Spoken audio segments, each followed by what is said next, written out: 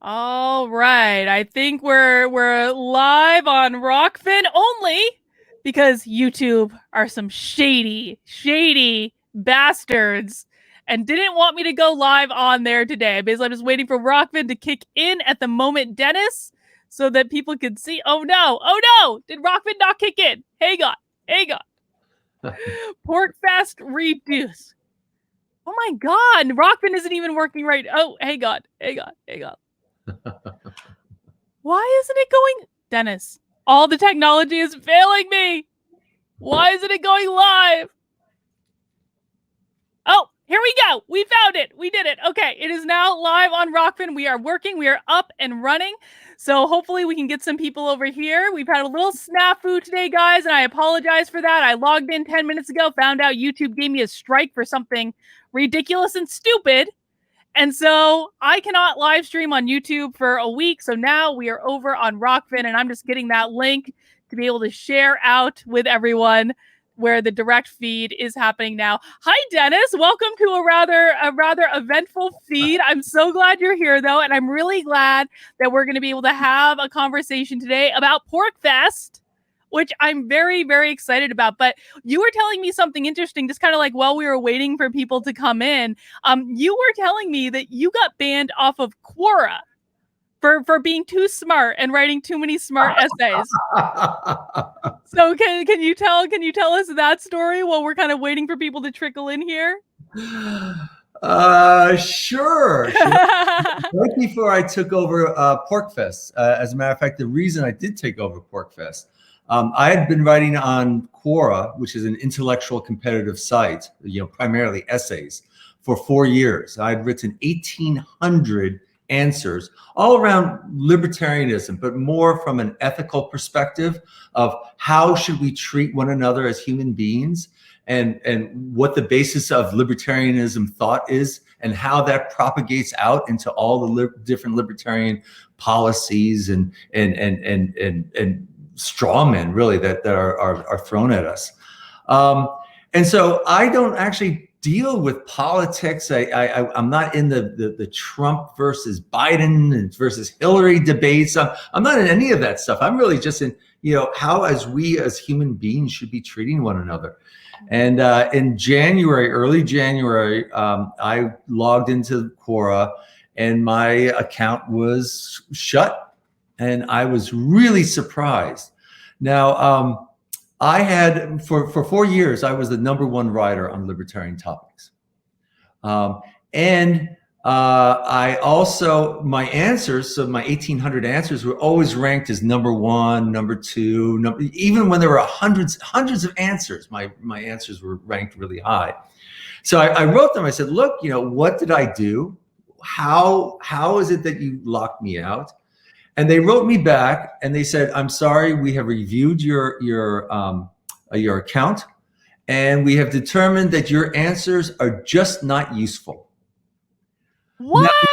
Now their own algorithms ranked me as the #1 writer on libertarian topics. Their own algorithms had me, and I'm still, if you go to Quora, you can still see I didn't take down any of my stuff because I want them out there. I don't make any money. I want to try to communicate this beautiful philosophy that we have. But their own algorithms ranked my answers as the #1 answer in most cases. And yet they had the gall to say, your answers just aren't useful. Wow, that is insanity. Oh my God. Well, I mean, I think it's so funny. It's so funny. Like when I was a Democrat, I never had to think about these issues at all. I never had to worry about being banned or censored or any of these things. And then literally immediately upon leaving the left, it started right in and I started getting canceled. But what I've come to learn is that they're even more afraid of the libertarians than they are of the Republicans. It might be a little bit on the down low, but I'm increasingly finding that the Democrats are way more afraid of libertarians, especially in New Hampshire. The Free Staters are like the big bad wolf that they feel is like trying to pounce and like take over. What do you think about that? Yeah, right. The group that's most into peace, love, and understanding is the big bad wolf. So for me, I come from the left, so I don't actually see this as a left-right issue. I see this as an authoritarian libertarian issue. And yes, the argument for authoritarianism is that you are good if you obey your rulers, if you obey the laws, if you support the rulers in the proper way. Libertarianism, because it's not just a hodgepodge of policies and this appealing to this interest group versus that interest group, it actually is based in ethics, in the ethics of that's formulated with just one principle: self-ownership. From self-ownership, all of libertarianism is derived. And so if you don't own your body, you're a slave. If you don't own your body, how can you even communicate? There's performative contradictions if you say, oh, I don't own my body. So from just that, we get libertarianism. And that scares the heck out of authoritarianism, because it is a direct attack on their ethic. Their ethic is submit to me or die. And if you're good, you will submit to me or you die. We actually say, no, look, we own our own bodies. We are not slaves to any other human. And even if the person has a badge or is a ruler or came out of some magic ballot box, is blessed by these religious people, or is purportedly a god themselves, we still are not a slave. We own our own bodies. And from that is libertarianism. So it's an attack. At least the ethical side is a direct attack on all authoritarianism, on authoritarianism from the left and authoritarianism from the right. And so, of course, we are an existential threat to them, which is good, because we want to be an existential threat to authoritarianism. We want to end. We are essentially abolitionists. We want to end the remaining slavery, which is the longest slavery, which is slavery to rulers. Absolutely. Well, when I first left the left, I had people telling me left and right. I promise we're going to get to Porcfest in a sec. I'm just trying to give people time to kind of like mill in. But I had people telling me, Carlin, you're really a libertarian. And I was like, no, I hate the libertarians. The libertarians kind of suck. I don't want to be a libertarian for reasons that I think, for many libertarians are great. And you are one of the libertarians that's great, but many are not so great.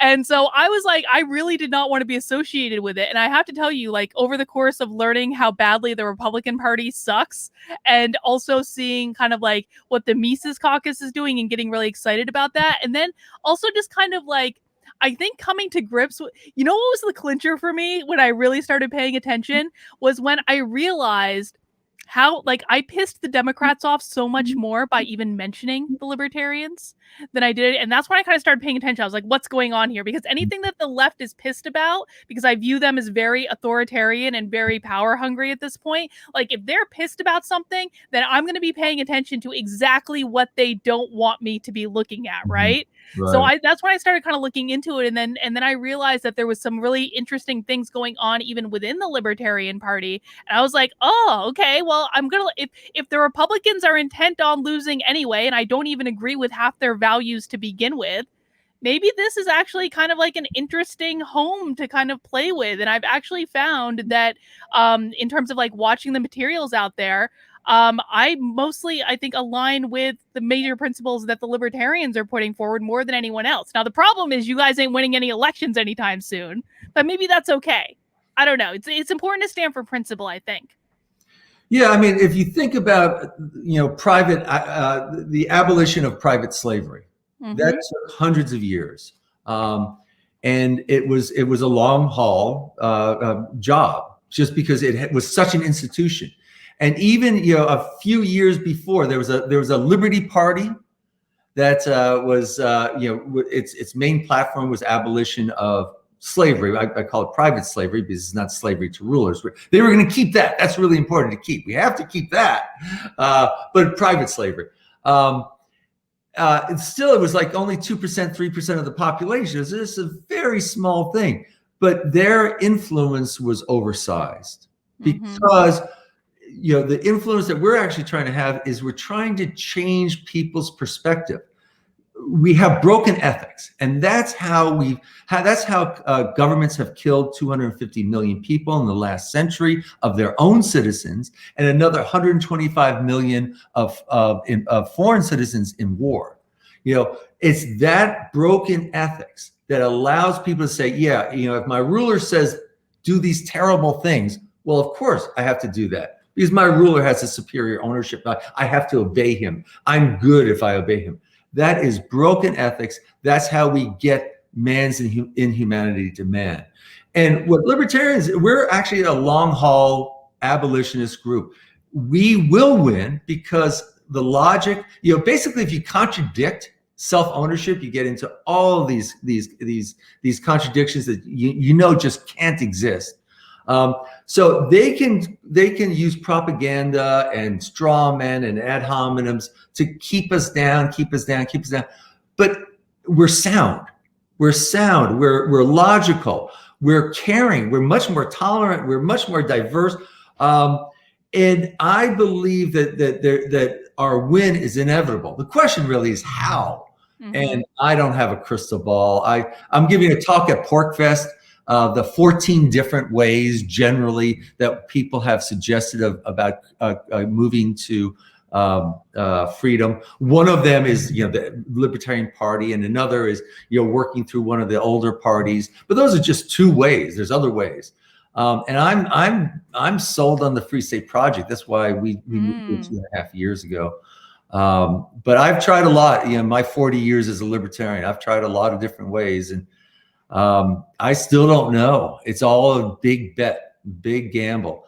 I'm very optimistic though, that we will prevail, and we'll prevail not on consequential grounds, not because we produce the greatest benefit for the greatest number, and that's true, we do, but not because of that, not because we attract assholes who say just leave me alone.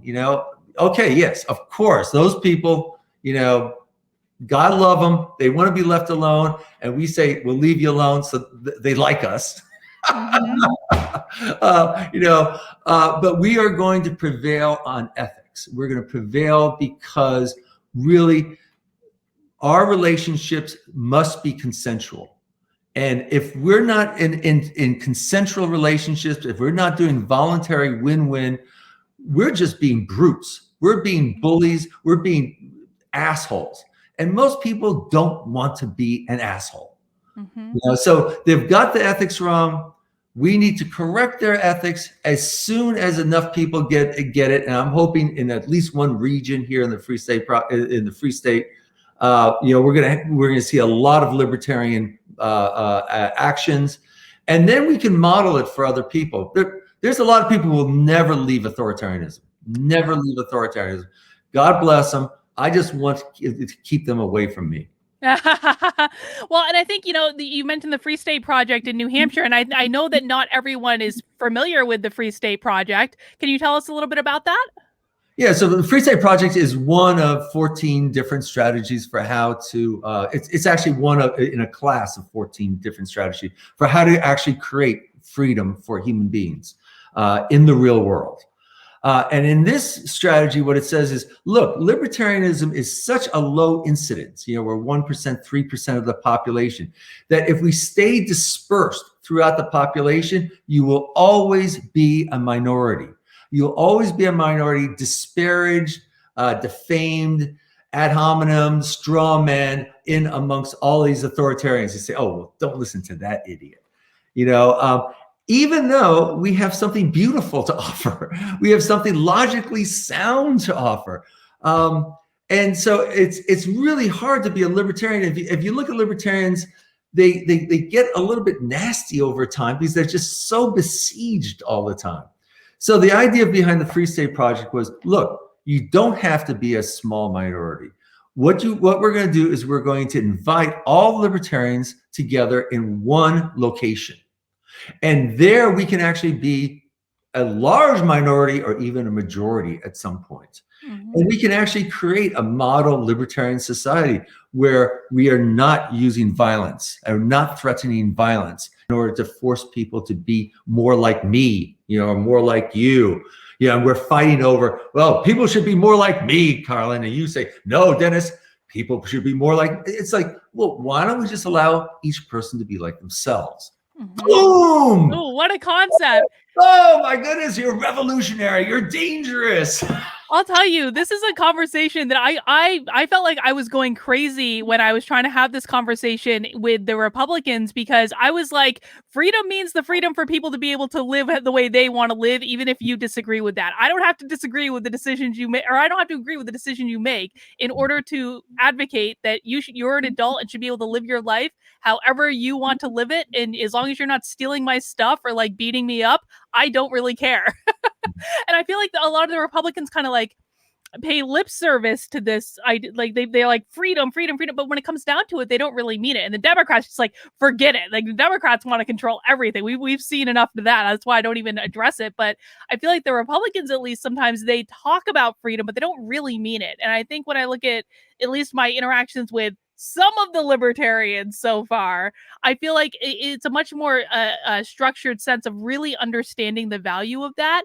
And I will also say this too, in that I think that of all the different political groups that I've kind of explored in the last year and a half, the libertarians are far and away the most educated. Far and away. It's like I joined the Mises Caucus and they were like, okay, Carlin, you need to read these 12 books on economics. I was like, I didn't get a reading list when I joined the Republicans, you know? Well, there's both the consequential arguments that human freedom is more beneficial to humans than is human slavery, right? So there are those arguments, and in order to be really good at that, you have to read a lot, because you have to read in every single area. Here's a tome on minimum wage, and here's a tome, on licensing, and here's a tome on racism, and it just is it's endless. It's endless. Mm-hmm. But then also just ethics. How do we, which is really the underpinning of libertarianism, that we do have to respect each other as a unique human being, and that I will not try to force you to be like me, and you will not try to force me to be like you. We are one of the least narcissistic groups around, because we make a distinction between our own personal preferences. For example, I like this, I hate this. Oh, that's terrible. Why would anyone do this? Okay, so I still retain those opinions. Okay, and I might say, someone does that, I don't want anything to do with them. Okay, mm-hmm. But we make a line and we say, okay, but that's not a thing that allows me to use violence. I was explaining this to a woman, who my hairdresser, and she was going, yeah, well, everyone should meditate. Mm-hmm. And I just see the narcissism. She meditates. She thinks it's extremely important. She thinks it's really valuable. And she could support a law for everyone to meditate. And I'm going, and I'm trying to explain to her that she should just argue that, and that, of course, we would never want to use violence in order to do that. Right. I think that's actually a great example, because I meditate, and I actually do believe everyone should meditate, but I also think that there are many reasons why people wouldn't meditate. Like, it's not the life experience they want to have. There's an aversion to it. There's whatever the case is. It's like, but I ultimately view it as like, it's none of my business really whether you do it or not. It's only my business if I do it, and then I can say I found it beneficial for reason X, Y, B, and Z. Maybe I convince you, maybe I don't, but we shouldn't be legislating that. That's ridiculous. Well, it's pretty interesting, because of course we're raised all of our young lives to answer the question, well, what should the law be? Yeah. That's like the default question that we're asked, which assumes, okay, what do I want? And now I'm gonna force it on everyone else. The law should be this, and then we have this big battle over what the law is. Never are we raised in government schooling, especially, to say, how can we appreciate other human beings who are very different from us and allow them to be they, and yet we still retain ourselves. And so a lot of the difficulties, I would suggest, I don't know what difficulties you're talking about, but a lot of the difficulties that you may have faced, Carlin, is libertarianism is so hard to extricate that ego out of libertarianism. Libertarianism, I argue, is extremely small, thin little ethic that says, you know, we will not use violence except to protect ourselves, our bodies. And other than that, you know, it's live and let live, and we will associate into groups where we have preferences, you know. So you and I may belong to a meditation group, right? And we actually prefer people who are a little bit calmer and more meditative and more conscious. And other people might go, oh yeah, you know, this is the MMA group. We really like violence and stuff, you know. And maybe those two groups don't like each other, but we don't say, oh well, you know, I'm going to force you to meditate, or we're going to force you into the ring. You know, we just don't use violence across it. So it's just hard. It's hard because we're trained in authoritarianism. We are steeped in it. Our parents oftentimes use authoritarian methods to raise us. They don't use peaceful parenting methods. They don't use methods that support our own body ownership. And so we're taught these things, you know, sharing is caring and all this type of stuff that rejects self-ownership. And so it's really hard for libertarians. They'll glimpse it and it's like, oh my God, I see it. But then it's clouded with all of our other things. And I have these battles all the time. We have libertarians in here who think that, libertarianism means this, and this. And I go, no, those are your kind of personal values. I understand you think that they're really valuable. I actually agree with some of them, but that's not libertarianism. Libertarianism means just that you can have those values and someone else can have these values. And we don't have to actually fight over whose one value is going to be on everyone. Absolutely. Well, I feel like I could keep this conversation going for a while, and maybe we can do another stream about where we just philosophize for a while in the future. But we have an important matter of business here today, Dennis, because, you know, I'm not a person that does anything in a half-assed method. And so when I go to something, like I dig right in. Like when I left the left, I went to a Trump rally because that was the most extreme thing that I could think to do at that time, to throw myself into the other side.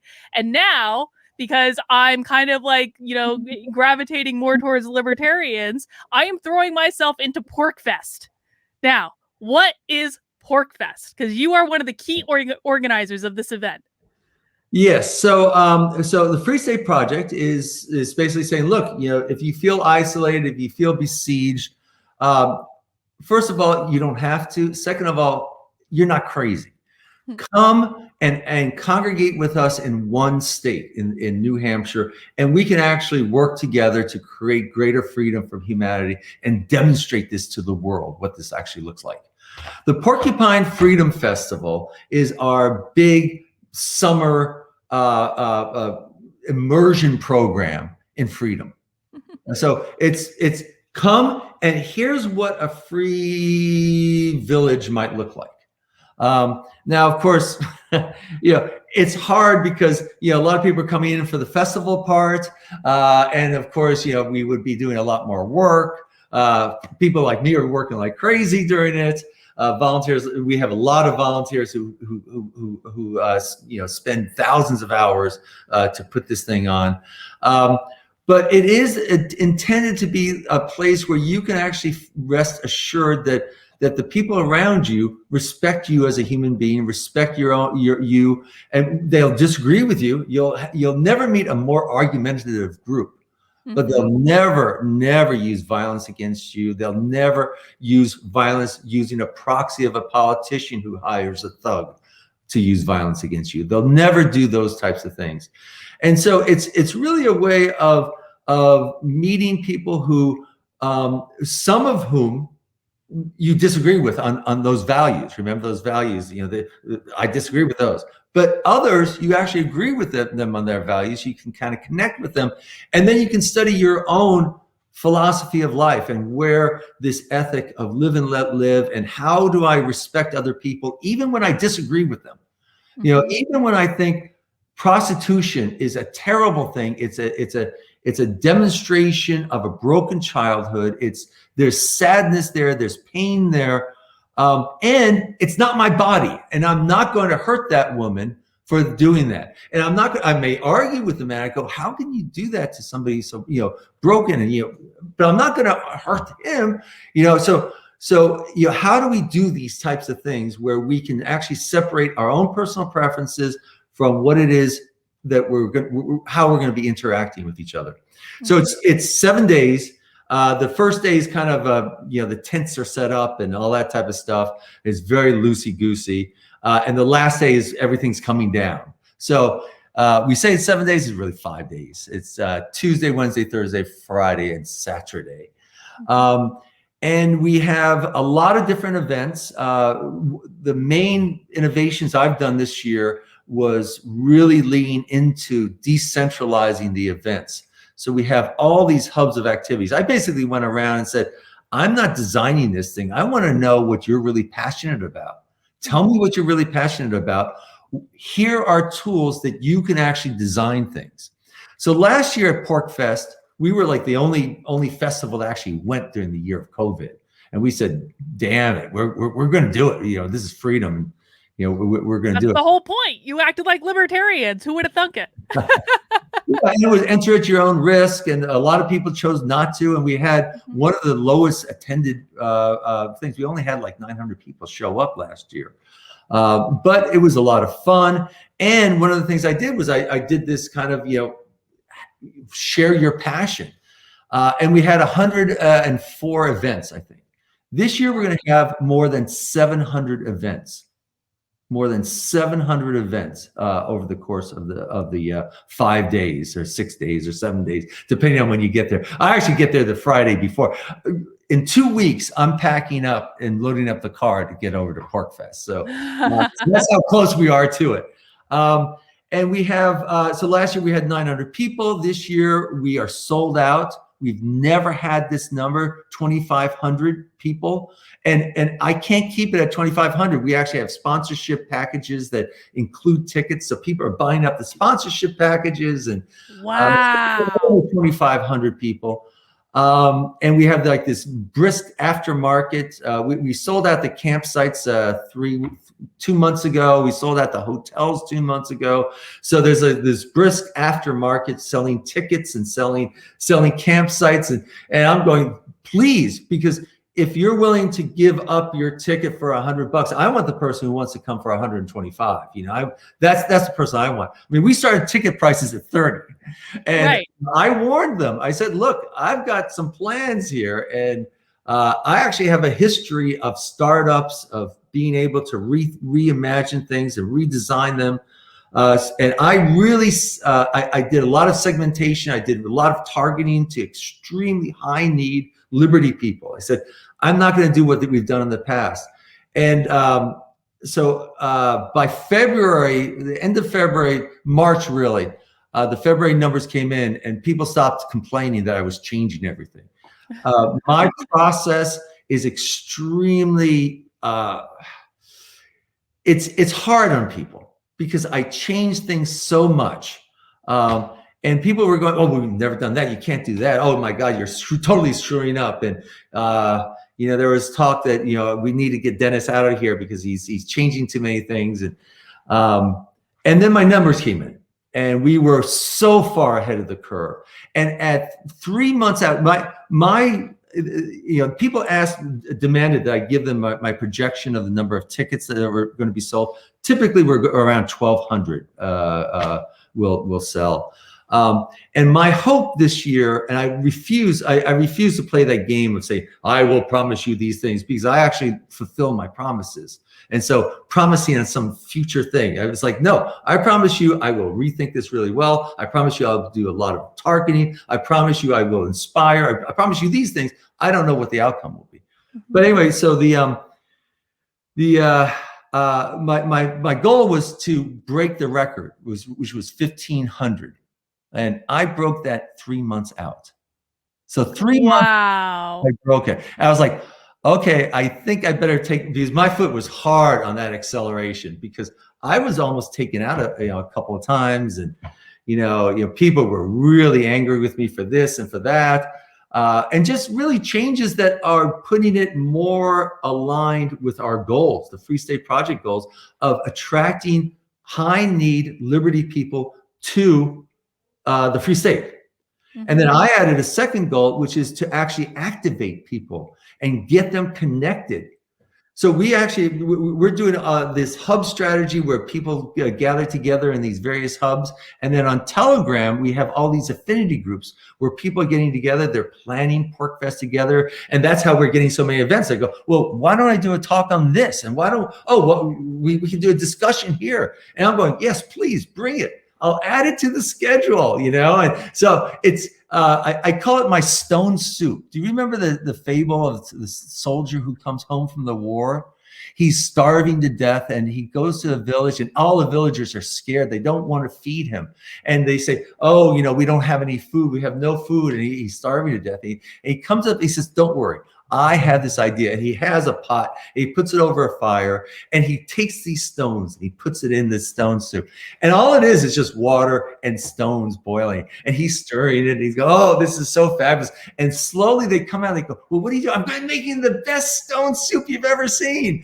And it could use just maybe a little bit of onions. And someone says, oh, I have some onions. And they bring some onions. Oh, maybe some potato. And eventually the entire village comes out.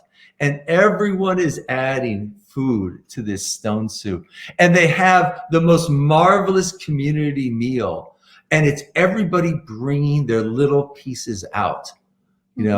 I'm basically the soldier. All I did was I brought the pot and the stones and the water and a lot of enthusiasm. Please come and support and inspiration, finding the right people. A lot of my work is looking around and going, okay, who's actually starting to do something? And then I notice, I go, oh, Stephanie, she's doing this. Let me contact Stephanie. Stephanie, you're doing great. How can I support you? How can I build you up? So it's that type of thing. And so this is a stone soup festival where we have everybody in the community organizing different things. And you can the official Porcfest events. I run basically two venues. I run the pavilion where we have 500 seating and another 300 standing room. So that's 800 people. 2,500, 800. Remember, so that's just for the pavilion.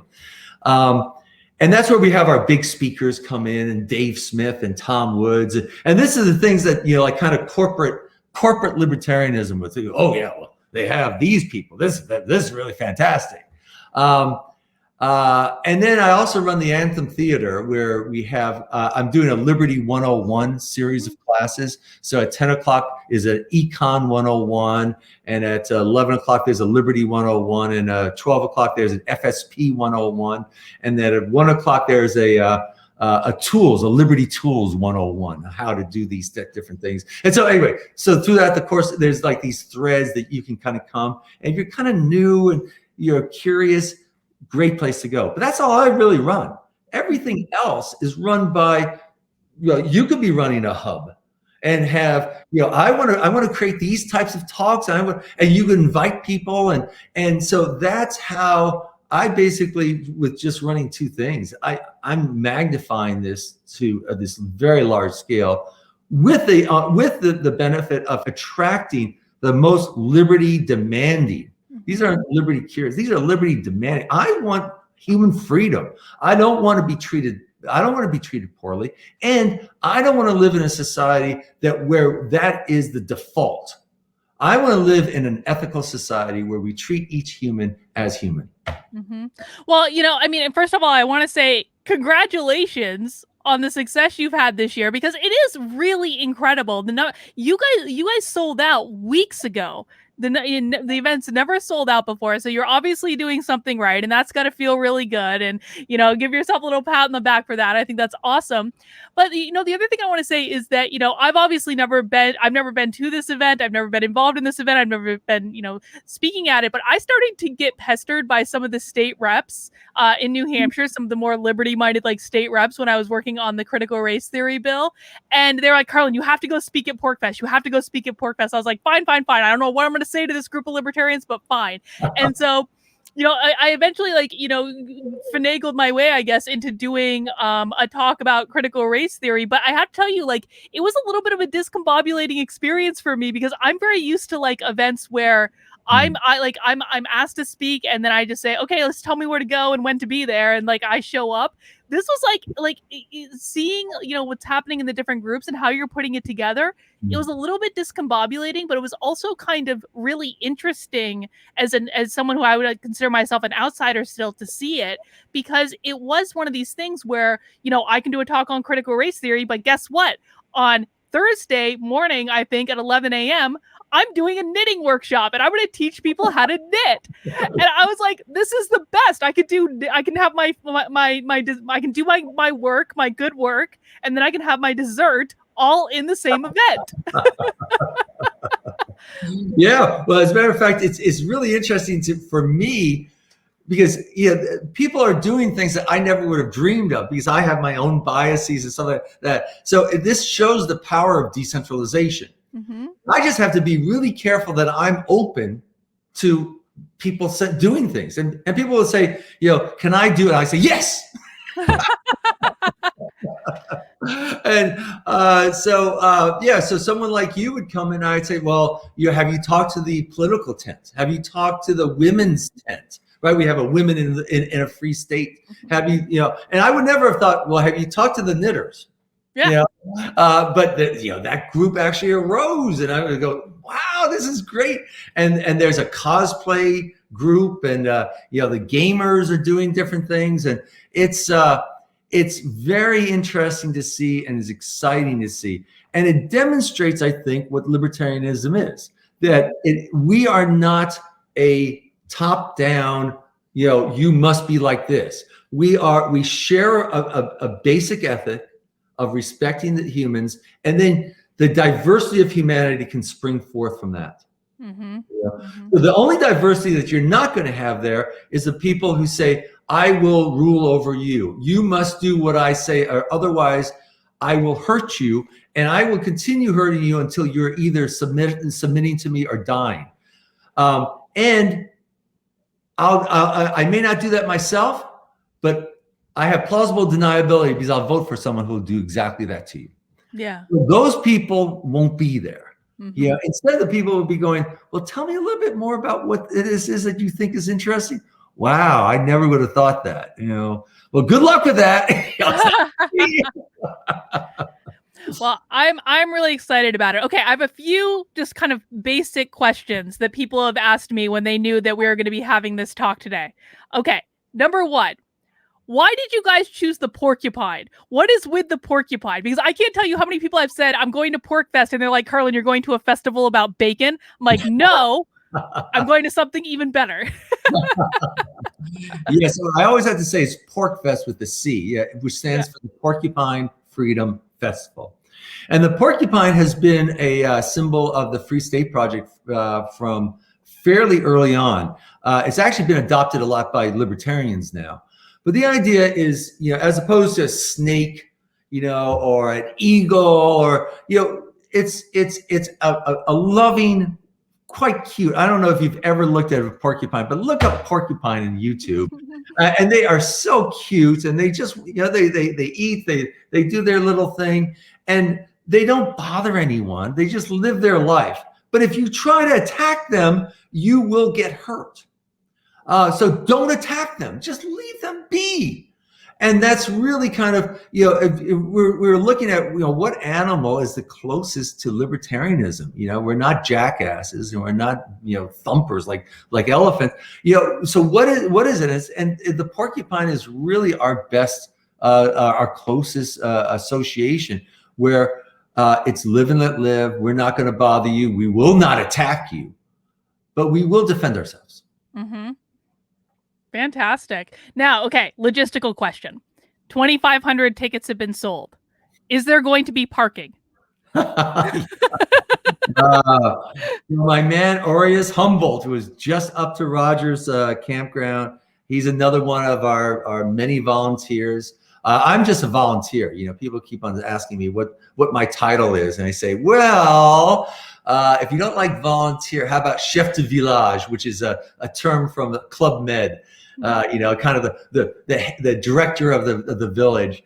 But so he was just up there and he was surveying basically what we're going to ask people to do when they come in, especially if you're in the hotels or the Airbnbs, and we've sold those out for a while. So some people are as far as 30 minutes away, which frankly isn't that far to drive to this New Hampshire festival and just come in, have an ice cooler in your car, have your change of clothes in your car, and enjoy your day and night at Porcfest. But we're going to ask you guys to cut all the way across Rogers campground, all the way to the far end, and there'll be parking on the far side, and then all the way down, and then at the bottom of the hill. So that's what we're going to ask people to do. We believe we have enough parking for that. We are asking people to kind of carpool and things like that. But what's really important is that we have rows. So, a lot of times people go in and the parking lot's empty, and so they just park like this, or they park in different angles. And no, come on. We're trying to squeeze people in. So I don't think I have enough volunteers to have a parking attendant for people. Mm-hmm. So I'm asking people, please volunteer. It's going to be like 3-4 rows at the top and 2 rows at the bottom. So if you're not parking in a row, you're probably parking wrong. So pull your car up and down. Just behave responsibly, people. Behave responsibly. We're all in this together for the next couple of days at Porcfest. All right. Is about how to help. We'll put line down to show kind of, here's a parking area, and we're going to have people park their cars, so that, obviously there's a car here, and then another car here, and another car here. So it's, there's 3 rows. So hopefully people will be responsible, and we'll have plenty of room. Excellent. So I see a question in the chat from Alexandra. Is there a waiting list in case someone cancels their tickets? Now, I don't think there's a waiting list, but there is like an aftermarket sales going on. I think you guys have a Facebook group. There are like 17 Telegram groups. Where can people look for tickets if they still want to try to come? Yeah, so we've pretty much moved off of Facebook and MeWe, where we started. Mm-hmm. We're now on Telegram, which is what we're going to be on for the festival itself. And so if you go to Porcfest list of links, that's like the #1 things. You can join it.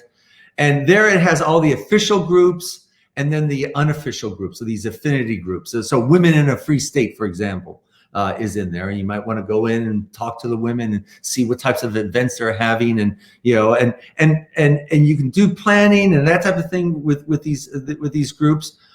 When you're there, they can do announcements. Oh my goodness, we're, so-and-so, Angela's showing up here and she's going to be giving a talk on this. So come now, so you can get kind of real time.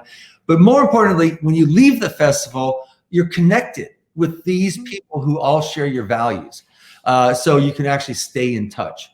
So that's why we did there. In that group, if you search for tickets, there's a group that they have a very large aftermarket on campsites, on hotel rooms, Airbnbs, on tickets.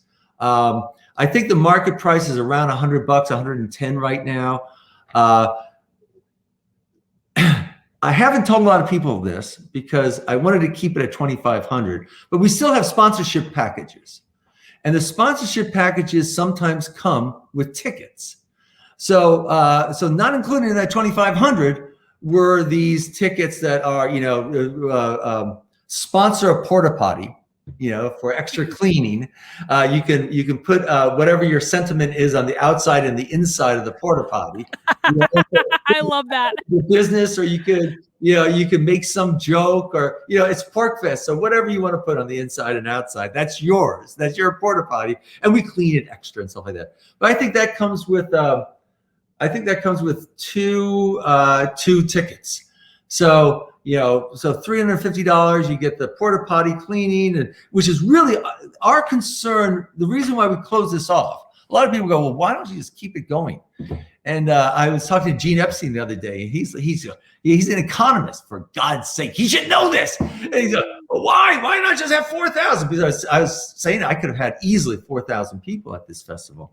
And I have one word: sewage. Yeah. Oh, for real. It's for all of our better safety. I'll tell you what keeps me up tonight. It's like dreams of, oh my God. So we are really, really conscious about the taxing of the facilities. We ask people, don't put anything into the toilets, please, except human waste. And they're flimsy. They buy like this worst toilet paper that you could possibly have. And I think it actually backfires because people go, oh man, I hate this toilet paper. And so then they get a man wipe and they put it in, and all of a sudden we're in trouble. So yeah, don't put anything into those toilets, please. So we bought out as many porta potties as we possibly could. We have extra cleanings of the porta potties. We really want you guys to use it. And if you use the regular toilets, please be careful. But yeah, so that's my biggest concern. 2,500. You can pick. You can help us by sponsoring a porta potty, and you get some tickets for it. And my thanks. Thank you very much for letting me sleep at night. Excellent. I think that's a great way to go about it. All right. I see a question in the chat. I think this is a planted question, but it's one that's worth asking. Do the vendors at Porcfest take things like silver, gold, and crypto? That's a softball.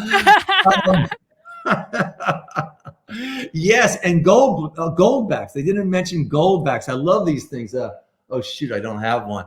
It's a very thin layer of gold pressed in plastic. So it actually has gold value in it, and there's and that has a value, and then there's a markup for the manufacture of it, and so you can actually use these, and then as gold goes up because they're inflating our money supply, the amount of gold in there will increase in value. So I like the gold backs. I like the silver and gold, but yeah. So primarily people use Federal Reserve notes. So bring your dollars, bring lots of them because there's lots of swag. You're gonna have lots of food options, and it's just kind of fun to buy stuff. I have so many T-shirts and things like that. I'm going like, how many T-shirts should I take versus how many am I going to buy? So take a lot of dollars, but they're vendors generally. Some vendors will take credit cards, but a lot of vendors will take crypto. There's a lot of crypto. And if you don't know anything about crypto, you're going to Porcfest. There are so many people who can help you out. I generally don't know that much about crypto. I have a wallet that I got at Porcfest just because one of the vendors refused to do any business unless I use crypto. And so I had to get a wallet, and I've got some crypto. It's worth like $65. It was like $10 when I got it. I don't know how to access it. So I feel the same way about crypto, so I'm there with you. They'll take all of those things, and they'll take trade and barter. I've actually seen where vendors are saying, look, if you agree to mine my store for 2 hours so I can go down and watch this, or I can take part of here, I'll give you food for this number of days, so. There's a lot. It's as much. There's a guy. It was interesting. There's these two people who have, for over Porcfest, they have traded this one bar, very small bar of silver for dinner.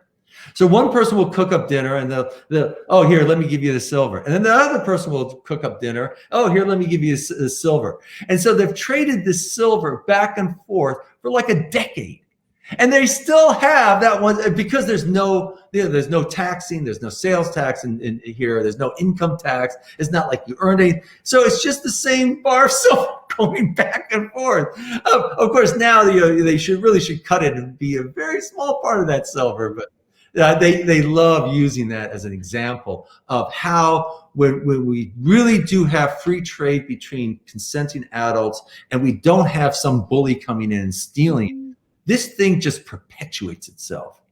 We're going to have a lot of micro vendors too, where people are, they're going to cook up a steak on their grill at the campsite, and instead of just buying 2 steaks for themselves, they buy 10 steaks, and they put out something on Telegram saying, "Hey, we got some steaks here. We'll sell it for $15, $20 to get you a potato as well," or something like that. And you go over there, you meet with them and talk with them, and you buy it. And then maybe the next night you put together something, and it's some sort of a chicken dish or something, and you put out, you make enough. And so, this whole idea of the community taking care of itself. But yes, we trade, and we trade as long as it's consensual. It's okay.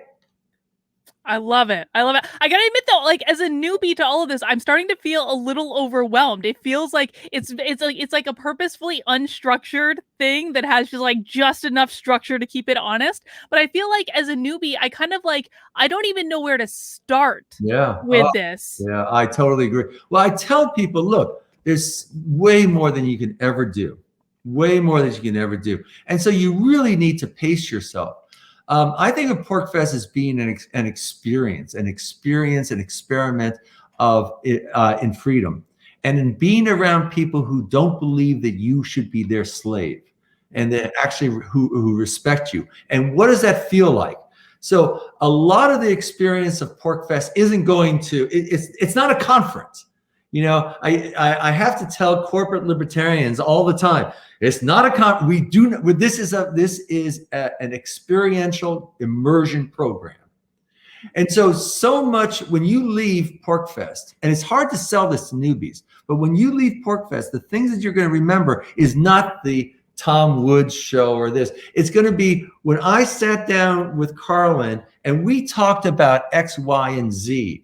And we were just having a good time, and she brought out this great bourbon, and we drank and we talked and we laughed, and that's going to be where your memories lie. So one of the things was I really pushed lounges this year.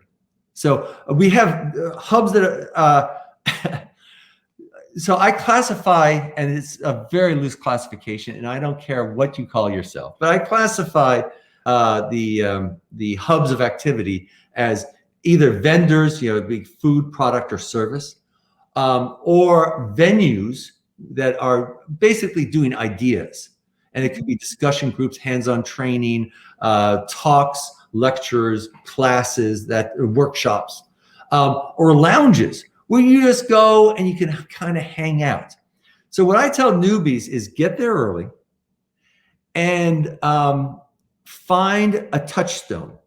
And the touchstone will be 2 types of touchstones. It'll be a place where you can kind of go and be, and allow Porcfest to swirl around you, and yet you're in a place of calm, and you can call out and, hey, I like that t-shirt, and have an engagement and a talk. I've found lounges in the past that were really excellent. That I go, this is going to be my home here. I'm just going to hang out. So that's one touchstone. But the other touchstone are people whom you meet early.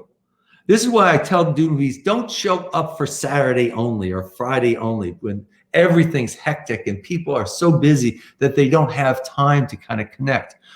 Tuesday is an icebreaker day. We're going to be running a bunch of icebreakers in the pavilion, so you can find people who are similar to you. And I want you to actually connect with these people. And so throughout Porcfest, when you go into a talk and you see one of them, you sit down next to them and you say, oh, well, where were you? And you kind of share your experiences and stuff. So you can kind of bring this down to something a little bit more understandable and a little bit more controllable, and allow this to occur, right? This is going to occur. You don't need to attend everything. You're not going to attend everything. It's impossible to attend everything. So it's not, and really what you're looking for is this connection. And you're looking for a number of these connections. Okay. And so we give you lots of opportunity. We're not saying that you have to be a particular type. We have lots of different ways for people to fit in. And I don't know how you might fit in. So that's the reason why we have such diversity here.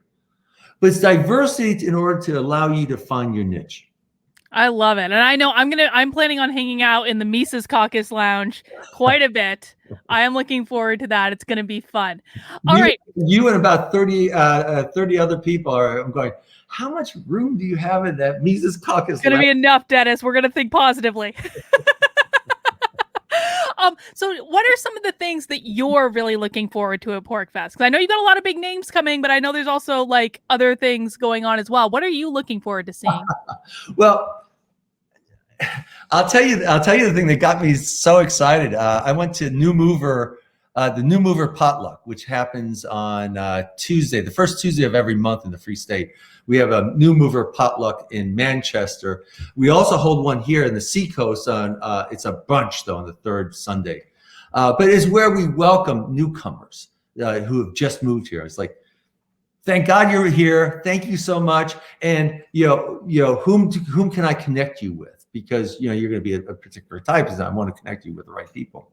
But Jeremy Kaufman, who runs Library and Odyssey, which I will be live streaming on in the future, Jeremy. This is he's like kind of a competitor to YouTube, and he's playing against the big boys here, but he's a Free State entrepreneur. And I've been really pushing this pork tank idea. And what Pork Tank is, it's like Shark Tank. It's for liberty ideas. So what we want is people who have a really good liberty idea. And it might be a liberty startup. It might be liberty activism. It might be liberty community.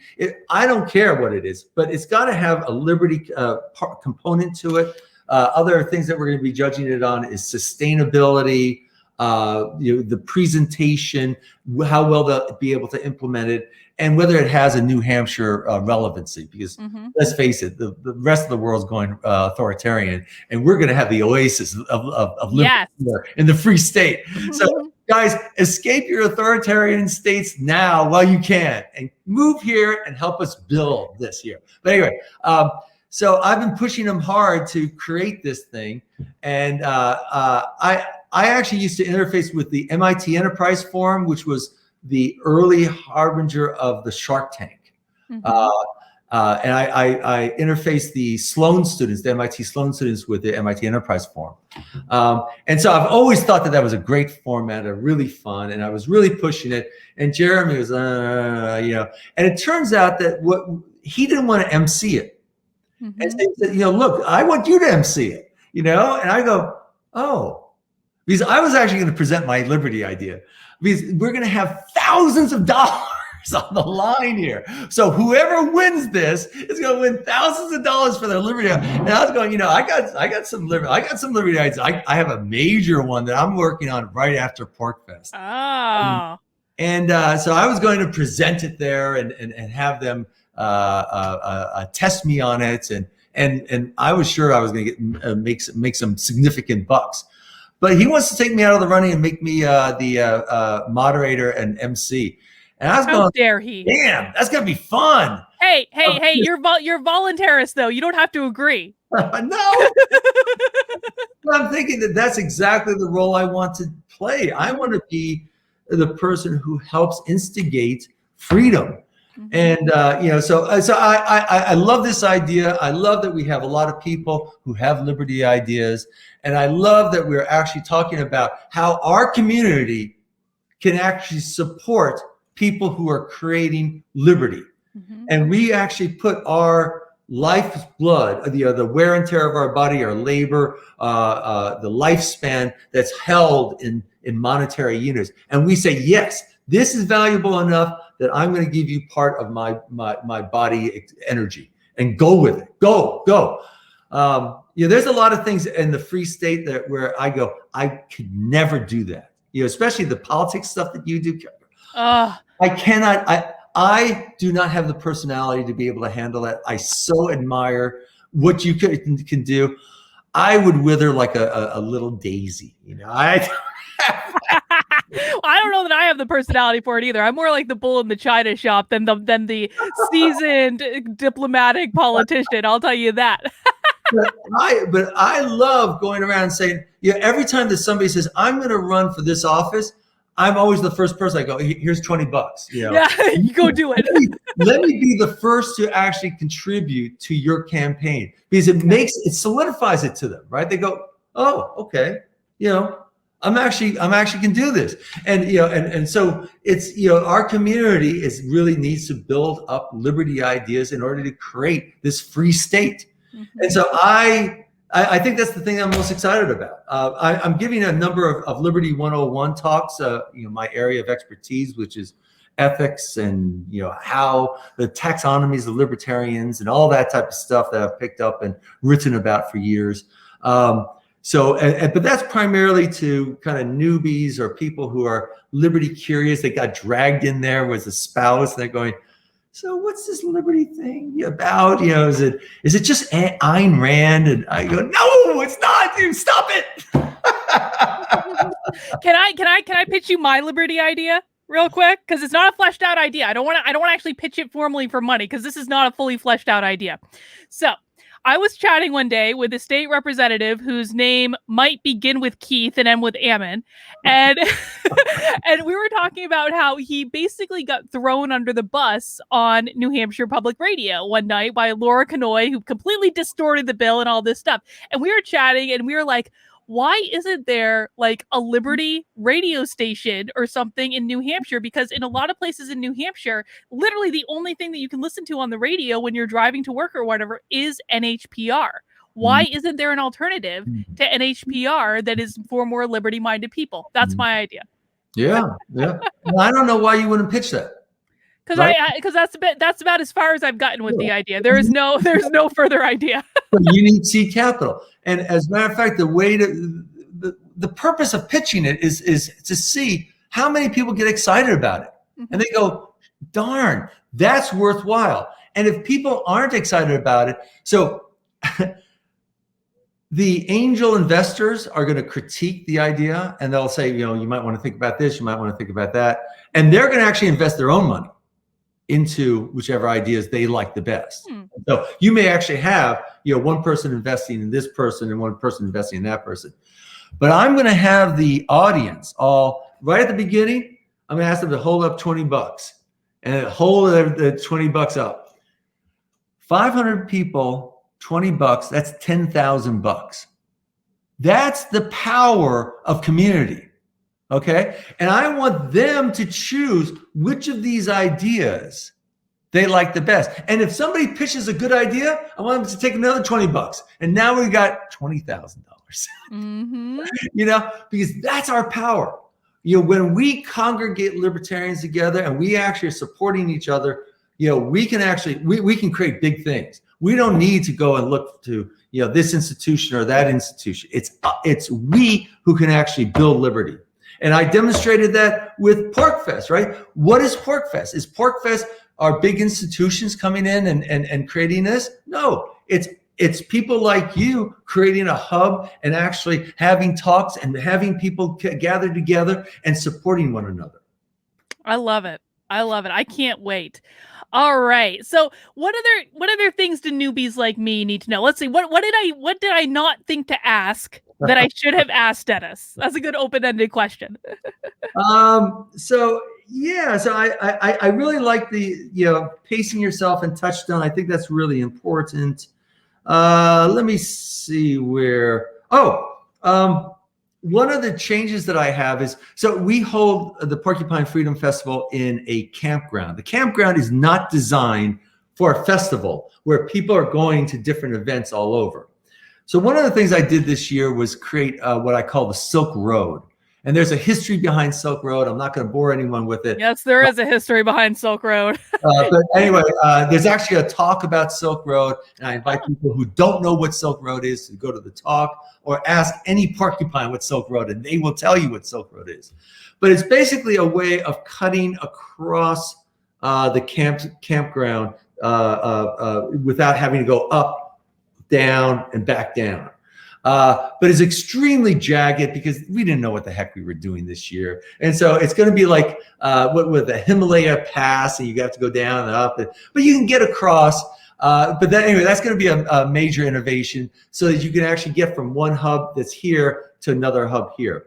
Another thing is I labeled all of the islands A through Z. So one island is Anarchy Island, and another next one is Bastiat, and next one is Crypto, and so on down the line. So if you know that you're on the next, if you're on Bastiat, and you know that your next event is on Freedom, we have to go Bastiat, so Crypto, Decentralize, what's E? E, and then Freedom. So you're 4 islands away. And then I also created this as a battleship, you know, the game Battleship grid. Okay, so the islands are lettered A through Z, and then you're on a hillside. So the bottom of the hill, lower part of the hill, mid part of the hill, okay. So all of the events will say they're on, you know, Bastiat Middle Hill. Okay, now I actually have the site number, but if you go to the Bastiat Middle Hill, you will be within 5 campsites of it, and you'll be able to see it. And so you know generally, without even looking at a map, oh, geez, I have to go to Bastiat, middle of the hill. I'm up here at the top of the hill, and I'm over on this. You know, so I know how to kind of get there. So it's a good way. The Silk Road can take you there. You know, if you're just going to cut across a couple of islands, you know, you can jig-jag your way over. So that's another innovation that I did this year, and I think it's going to really help out people because we have such a decentralized campground, and people are doing different things at different places. The other thing is get on Telegram as soon as possible. Download Telegram. The list of links will tell you the different things to get on. The official ones are really important because we may not get good cell service up in the mountains. I know it seems like my next question. Yes. Of course we'd have good cell service, but we may not get it. So if before you come up to Porcfest, or if you're in a hotel room or something like that, and you have Wi-Fi, you know, download the schedule into your phone. You know, there's a Porcfest schedule. And so you can get the entire schedule on your phone. You can get the map on your phone. You can get all the hubs and what they're all about. And so you can go there, and even if you don't have the cell connection, you have your boat program right there. There will be a paper program that's actually done by an entrepreneur. Again, we're decentralizing everything, and so he's offering that. It's some sort of nominal fee, and he's seeking advertisements for people who want to advertise. You know, tonight we have the disco blast. You know, come to our tent, and we're doing this. Clothing. Up in the mountains. We're up in the mountains. What that means is during the day it's hot, and you need to protect yourself. You need a hat. You need sunscreen. I wear short pants and a t-shirt, and that's all. That's a good point. I didn't even think about sunscreen, to be honest. This is my fatal flaw. Yeah. And then the sun goes down, and you're up in the mountains. You're at altitude, so the temperature drops. So I take with me in my car, I take my warm clothes, and I take my rain gear.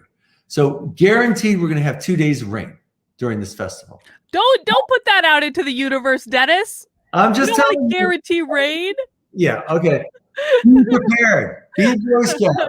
Be prepared. And so I have foul weather gear. I have, you know, I'm a sailor. And so I have, you know, the yellow outfits and the pants, and then I have boots, and so wool socks. And so it can rain. I don't care. It doesn't bother me. I'm not being stopped by that. So be prepared with actually porcfest.com. The list of links has, you know, what you should be taking, and I highly recommend that you do it. And I'm actually creating a checklist for you guys to actually go down, and that will be on the list of links too. So definitely check your list of links for your checklist of what to take. Alcohol. I think that people should be bringing whatever they want to imbibe or ingest or what have you. Excellent. In the past, we have had kind of a centralized source, and we do have a lot of lounges this year who will be trading. I mean, we don't sell alcohol. Okay, I just want to be clear. If anyone's listening, we don't sell alcohol because that would be illegal and that would be wrong. So that's something that we just don't do. But you know, if you have this great beer and they have this great wine, a match made in heaven. Hey, listen, it's at a campground. People bring alcohol to campgrounds, okay?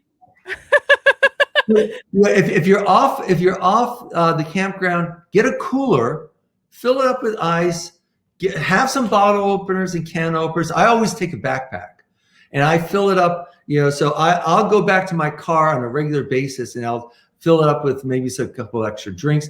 Good way to make friends. Hey, let me buy you a beer. Yeah.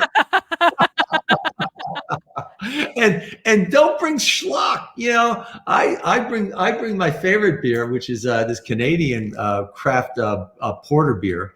And there's really good beer. We have an event called Beergasm, and you have to bring craft beer to it.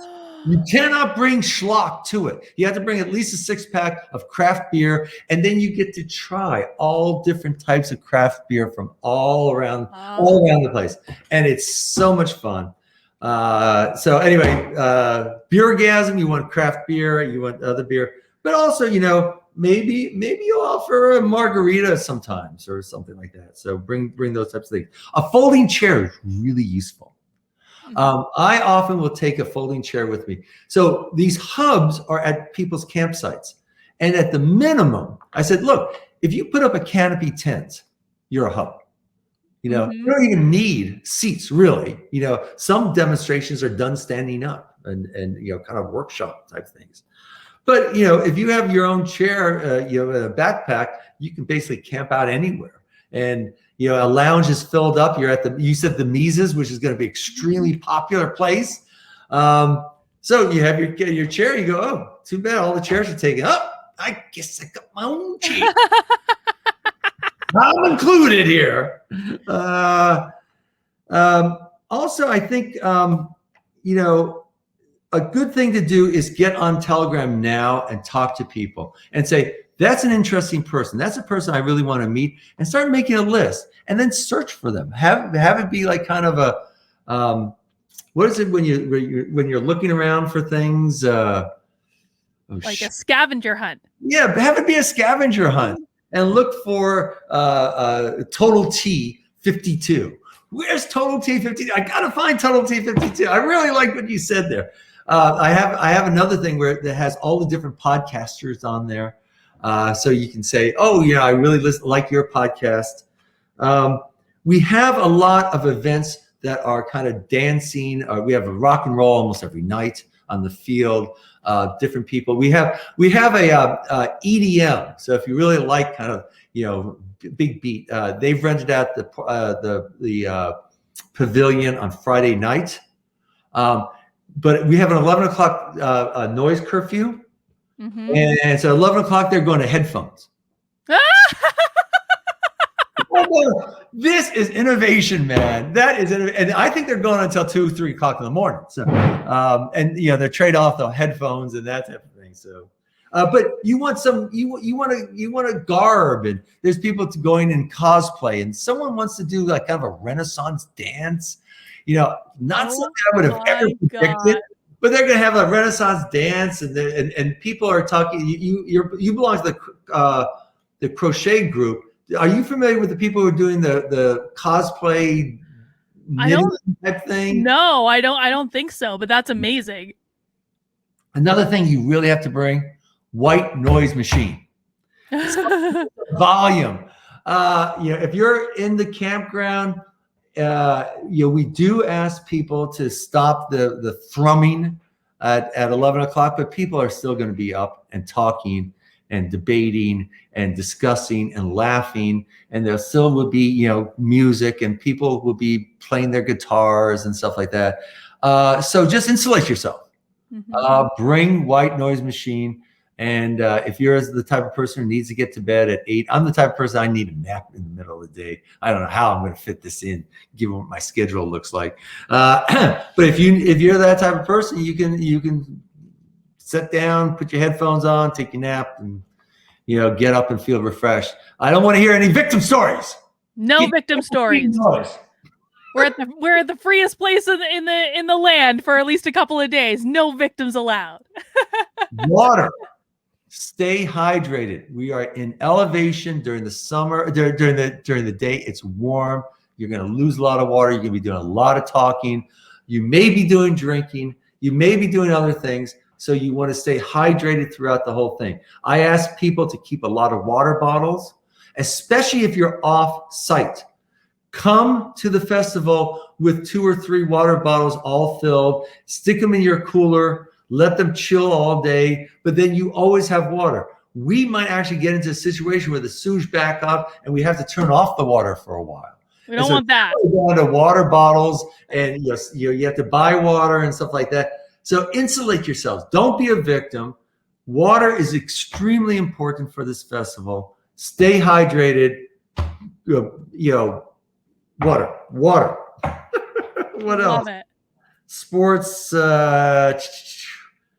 There is a pool, so people might want to bring a swimsuit and jump in the water. The kids really love that. Oh, kids! So the segment that loves Porcfest the most is the 11 to 14-year-old preteen group. Really? They have the best time, and they get together and they are flocking like those birds flocking over here and flocking over there. And they have babysitting services and dog walking services. So you'll see them, they're flocking, and then there's 3 of them are pushing one carriage, and another 2 are walking the dog. And they're major entrepreneurs.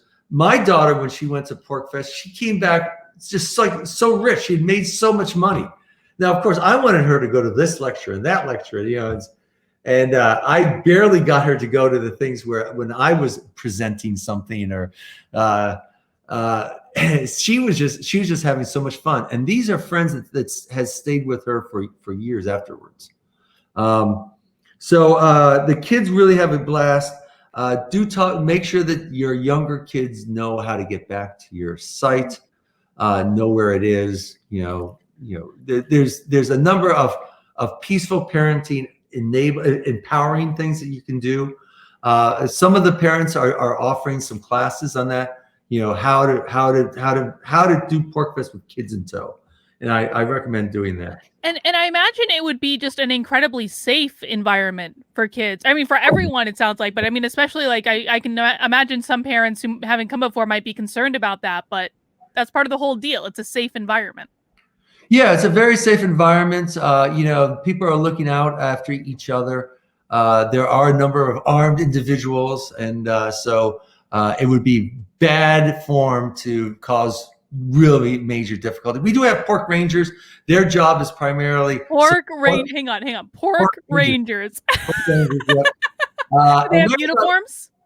No, they don't have uniforms. But their job is really kind of facilitation and then de-escalation. Working, trying to find win-win type of situations.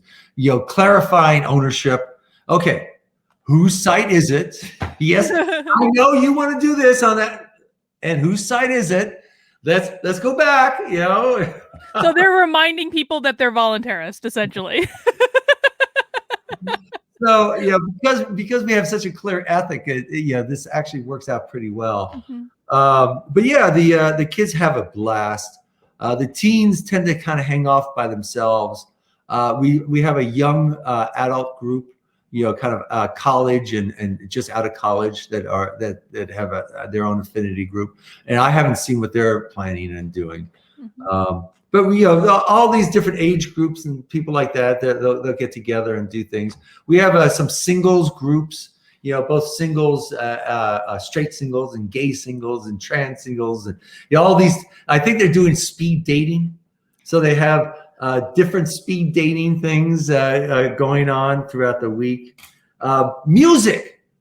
If you have something, bring it. My goodness, it's a festival.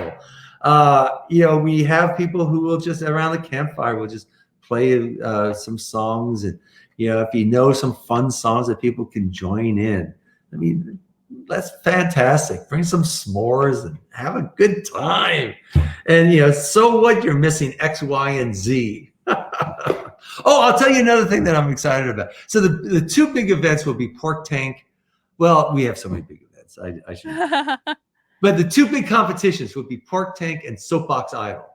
And on Soapbox Idol, you have 3 minutes. You get up on a little soapbox, and you can rant about anything that really, really pisses you off. So, this is like my jam. This is my jam.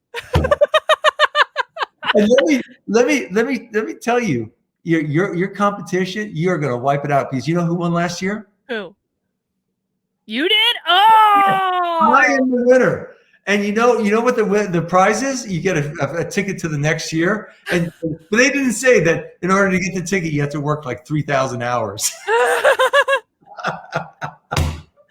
But I'm not that good a speaker, and you just it just comes out of you like this, and so you are perfect for Soapbox Idol. But for both of these, you have to go audition. At 10 o'clock in the morning every day is the audition for Pork Tank, and at 11 o'clock is the audition for the Soapbox Idol. It's a lot of fun, and you get up there, and whatever it is, I'm actually going to be competing again in Soapbox Idol. I'm daring you, Carlin, knock me off my pedestal, because I am the king. I'm going to do my best, Dennis. Is me. I'm paying attention. I'm watching you. I have a good idea, though, for something that's just bugged me for years, and I'm coming hard on it. I'm going to be prepared. You do your normal thing, or you could do something that's really been in your craw for a while, and you want to express it. I'll tell you what, I'm doing a rant about YouTube like no one's business after today. Oh man, people will love that. Let me tell you. I don't know who the judges are yet. My guess is we won't even know the judges. Last year, the judges were Tom Woods, Liberty Bell, Jeremy Kaufman, and it's Carla's shtick. So she MCs it. Mm-hmm. And I had to actually get up on stage and intimidate Tom Woods, because he said some bad things about me. I was like, oh no. See, I feel like part of the benefit of me being like just a total noob at all this stuff is like I don't know anyone really yet, so I don't know anyone well enough to like be intimidated by them. I'm like, I don't even know how smart these people. I don't even know who you are. Yeah, I'm just learning about myself. So we're all on a consciousness awareness thing. But not unconscious bias. All of that. Well, Dennis, I think that this I cannot tell you how excited I am to be coming to Porcfest. I mean, it just like the more you talk about it, it's like it's just like it sounds like the happiest place on earth.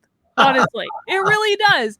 And I've never been so simultaneously excited and intimidated by an event before, but I feel like once I get there and I kind of get my bearings, it's going to be okay. But this is why I tell newbies come early. So I'm going there Friday before Porcfest is even nominally started, just to kind of get situated and get peaceful with the space. And then as people come in, I welcome them.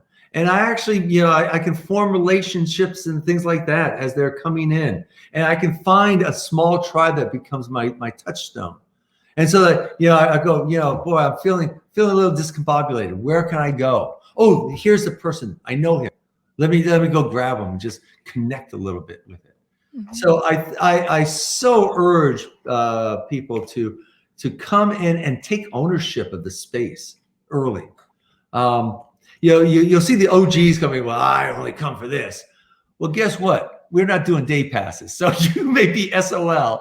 I want people to come for the whole immersion process. I want people who are in the Free State, the porcupines here, that they're coming in order to welcome newbies, to welcome people from out of state. We have the highest percentage for decades of people coming from out of state who are seriously thinking about migrating to the Free State because I targeted them. And so everyone who's in the Free State is now an ambassador of why should people move here? What is the purpose here? What are we doing? And the answer is we're trying to create a small microcosm of freedom in an unfree world. 6,000 years of slavery to rulers. It will eventually end. And can we do that in our lifetime? It may not be my lifetime. It may be yours, though. Mm-hmm. Well, I love it. And I simply can't wait. I think it's going to be great. The location for Porcfest is beautiful for people who haven't been there. Fun fact, I actually got married not too far away from where Porcfest is. I got married in Littleton. So it's going to be fun to be back up in the White Mountains. It is absolutely beautiful. Dennis, anything else to add today before we conclude? You've already given us so much, but I'm sure there's so much more. Chris Lopez, who is one of the sweethearts of, the Freestate Project, people think, it's such a large, it's just volunteers. It's just a bunch of volunteers. But we do pay a couple of people, one of the two people we pay, and we pay very little to this person, is Chris Lopez. So Chris, I love you. Big shout out. You're awesome. She would kill me if I didn't mention volunteering. So a great way to actually take ownership of this thing is actually to take ownership of it.